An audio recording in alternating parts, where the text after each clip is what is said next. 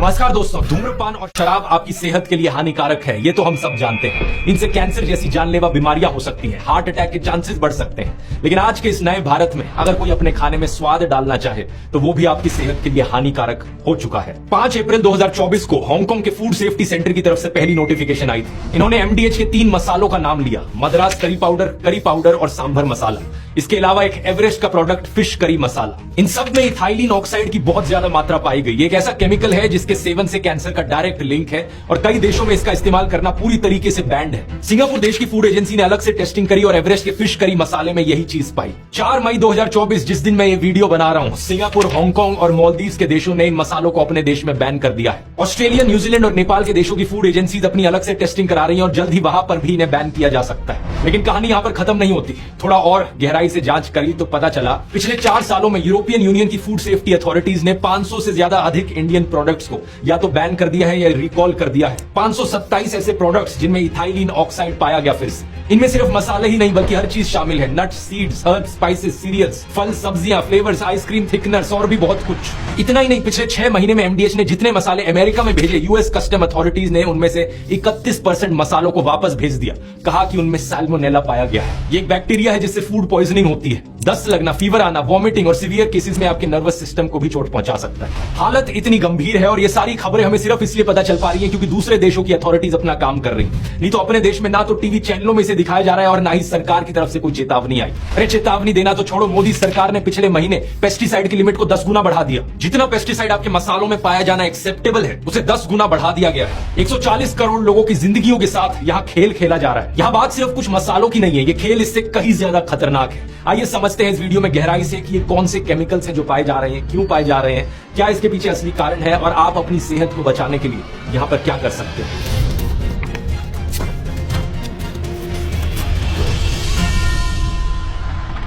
Video शुरू करने से पहले यहाँ एक चीज मैं साफ कर दूं, इससे पहले कि कुछ लोग रोएं कि बार बार सरकार को क्यों बीच में लाते हो, हमारे पापा की इसमें क्या गलती है। यहाँ पर इस बात में कोई दो राय नहीं है कि सारी जिम्मेदारी सरकार के ऊपर है। एवरेस्ट कंपनी से जब पूछा गया कि उनके मसाले ऐसे क्यों निकल रहे हैं तो उन्होंने क्या जवाब दिया कि हमें तो नेसेसरी क्लियरेंसेज और approval spice board of India ने ही दिया था। स्पाइस बोर्ड ऑफ इंडिया क्या है? इंडियन गवर्नमेंट की रेगुलेटरी अथॉरिटी है जो कि आती है ministry of commerce and industry के अंडर। इसके अलावा हमारे खाने में कैंसरस केमिकल्स हैं या नहीं ये जांच करने की जिम्मेदारी है FSSAI की, food safety and standards authority of India, जो कि आती है ministry of health and family welfare के अंडर। और ये सिर्फ हमारे देश की बात नहीं है, दूसरे देशों के फूड अथॉरिटीज भी उनकी सरकारों के अंडर आते हैं। और वो सारे देश कम से कम अपने देशवासियों की हेल्थ की परवाह तो कर रहे हैं, कम से कम ये तो कह रहे हैं कि आपका खाना खतरनाक है, इन मसालों से दूर रहो। हमारी सरकार के मुंह से एक शब्द तक नहीं निकला। FSSAI की तरफ से इकलौता रिस्पॉन्स ये आया है कि हमें 20 दिन चाहिए इन मसालों की टेस्टिंग कराने के लिए, फिर हम देखेंगे कि ये हानिकारक है या नहीं। इन्हें 20 दिन चाहिए। यहाँ पर एक आम आदमी ने अपनी तरफ से टेस्टिंग करा ली और कुछ ही दिनों के अंदर टेस्ट रिजल्ट्स आ भी गए। और FSSAI वो यूनिट है जिन्होंने 20 दिन मांगे ये जवाब देने के लिए कि इसके अंदर इथाइलिन ऑक्साइड प्रेजेंट है या नहीं है। मेरा सवाल FSSAI से ये है कि अगर मैं 4 दिन के अंदर पता लगा सकता हूँ कि इसके अंदर कितना इथाइलिन ऑक्साइड है तो आपको 20 दिन का टाइम क्यों चाहिए? इस रिपोर्ट को देखिए, एक ट्विटर यूजर ने खुद से डिसाइड किया कि वो एवरेस्ट के फिश करी मसाले को टेस्टिंग करने के लिए भेजेगा। उसने इसे food hygiene and health laboratory में भेजा। 23 अप्रैल को उसने 50 ग्राम मसाले का सैंपल भेजा और 26 अप्रैल को रिपोर्ट तैयार भी होकर आ गई। क्या पाया गया? इस मसाले में इथाइलिन ऑक्साइड की मात्रा 7.57 मिलीग्राम पर किलोग्राम की कॉन्सेंट्रेशन में मौजूद है। इसकी लिमिट है 0.1 मिलीग्राम पर किलोग्राम, यानी कि ये लिमिट से 70 गुना ज्यादा मात्रा में कैंसर कॉजिंग केमिकल मौजूद था। अब कुछ लोग बहाने मारते हैं कि दुनिया भर के देशों की ये साजिश है मोदी सरकार को गिराने की, इलेक्शन के पहले ही ऐसी खबरें क्यों आती हैं?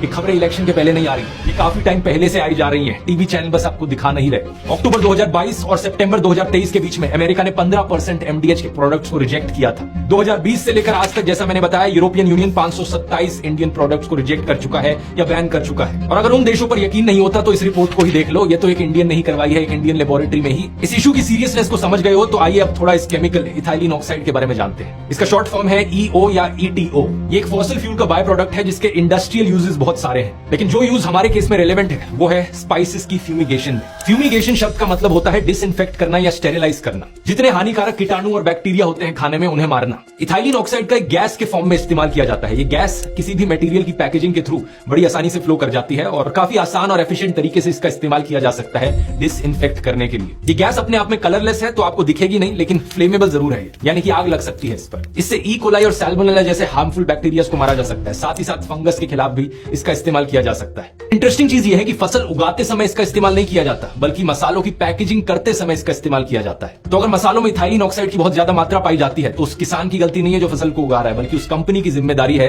जो पोस्ट हार्वेस्ट ट्रीटमेंट के दौरान और पैकेजिंग करने से पहले इथाइलिन ऑक्साइड का इस्तेमाल कर रही है। प्रॉब्लम स्टोरेज के वक्त आ रही है। ये एक बड़ा सिंपल सा फ्लो चार्ट आप देख सकते हैं स्क्रीन पर, जो अलग अलग प्रोसेसेस बताता है जो इन्वॉल्व है इथाइलिन ऑक्साइड की स्टेरिलाइजेशन के दौरान। सबसे पहले प्री कंडीशनिंग होती है, humidity, temperature, pressure control check किया जाता है, फिर इस गैस के द्वारा स्टेरिलाइजेशन किया जाता है और फिर उस गैस की इवैक्यूएशन और गैस वॉशिंग करी जाती है। ये जो तीसरा प्रोसेस है इसका नाम है एरिएशन, और ये बहुत बहुत जरूरी प्रोसेस है क्योंकि यहां पर इस केमिकल को वापस से बाहर निकालने का काम किया जाता है। नाइट्रोजन इंजेक्शन और वैक्यूम डीगैसिंग का इस्तेमाल किया जाता है इस केमिकल को खत्म करने के लिए। ये बहुत इंपॉर्टेंट इसलिए है क्योंकि इसी स्टेप पर प्रॉब्लम आती है। अगर खाने की स्टेरिलाइजेशन कर ली ईटीओ से, लेकिन उसके बाद इसकी एरिएशन ढंग से नहीं करी गई तो केमिकल के कुछ ट्रेसेस खाने में बच जाएंगे। इससे कुछ और हानिकारक केमिकल कंपाउंड्स की फॉर्मेशन होगी, जैसे कि 2-क्लोरोइथेनॉल या इथाइलिन क्लोरोहाइड्रीन या इथाइलिन ग्लाइकॉल। ये वही हानिकारक केमिकल्स हैं वैसे जो कफ सिरप्स में भी पाए गए थे। इसकी बात मैंने फार्मा फाइल्स वाले वीडियो में करी थी। वही कफ सिरप्स जिनकी वजह से बच्चों की मौत हो गई थी उज्बेकिस्तान में। और यही कारण है कि international agency for research on cancer ethylene oxide को ग्रुप 1 कार्सिनोजन की कैटेगरी में डालती है। इन्होंने 4 अलग अलग ग्रुप्स बना रखे हैं क्लासिफिकेशन के। ग्रुप 1 में वो चीजें हैं जिनसे फॉर श्योर इंसानों को कैंसर होता है। ग्रुप 2A में वो चीजें हैं जिनसे प्रोबेबली कैंसर होता है इंसानों को। ग्रुप 2B में वो चीजें हैं जिनसे पॉसिबली हो सकता है कैंसर इंसानों को। और ग्रुप 3 वाली चीजें नॉन क्लासिफाइबल है। तो ग्रुप 1 वाली चीजें सबसे ज्यादा खतरनाक है। एक ये लिस्ट देख सकते हो अलग अलग केमिकल्स की जो ग्रुप 1 में आते हैं। कई सारी चीजें आती हैं इसमें, जैसे कि कोयला, टोबैको, एल्यूमिनियम की प्रोडक्शन, डीजल इंजन का एग्जॉस्ट, और इनमें से एक एंट्री यहां पर इथाइलिन ऑक्साइड की भी है। इसके बारे में तो ये तक कहा गया है कि इवन लो लेवल्स पर इथाइलिन ऑक्साइड से लिम्फोइड कैंसर और ब्रेस्ट कैंसर का रिस्क बढ़ जाता है। अगर आप इस गैस को इनहेल करते हो, इससे सेल्यूलर मटेरियल में आपके परमानेंट म्यूटेशंस हो सकती हैं, जो कि आपकी आने वाली पीढ़ियों में भी पास ऑन करी जा सकती है। यही कारण है कि यूरोपियन यूनियन की जीरो टॉलरेंस पॉलिसी है इथाइलिन ऑक्साइड को लेकर। ना सिर्फ इन्होंने अपने सारे यूरोपियन देशों में कंप्लीटली बैन कर दिया इथाइलिन ऑक्साइड को, बल्कि ये भी कहा कि इंपोर्टेड चीजों में भी इथाइलिन ऑक्साइड बैन है। इस पॉलिसी में एक थोड़ा सा बदलाव आया था साल 2003 में, जब इन्होंने देखा कि इंपोर्टेड खाने में माइक्रोबियल कंटेमिनेशन का रिस्क काफी ज्यादा है। तो इसको मद्देनजर रखते हुए इन्होंने कहा कि ठीक है, इंपोर्टेड खाने में हम बहुत थोड़ी सी मात्रा का इथाइलिन ऑक्साइड अलाउ करेंगे। इन्होंने एक मैक्सिमम रेजिड्यूअल लिमिट डिफाइन करी 0.2 मिलीग्राम पर किलोग्राम की। मतलब ईटीओ का इतना सा रेजिड्यू रह गया तो चलता है, लेकिन इससे ज्यादा अलाउड नहीं है। लेकिन इस लिमिट को भी 2022 में यूरोपियन कमीशन ने और भी कम कर दिया। इन्होंने कहा 0.2 भी नहीं, 0.1 मिलीग्राम पर किलोग्राम नई लिमिट होगी।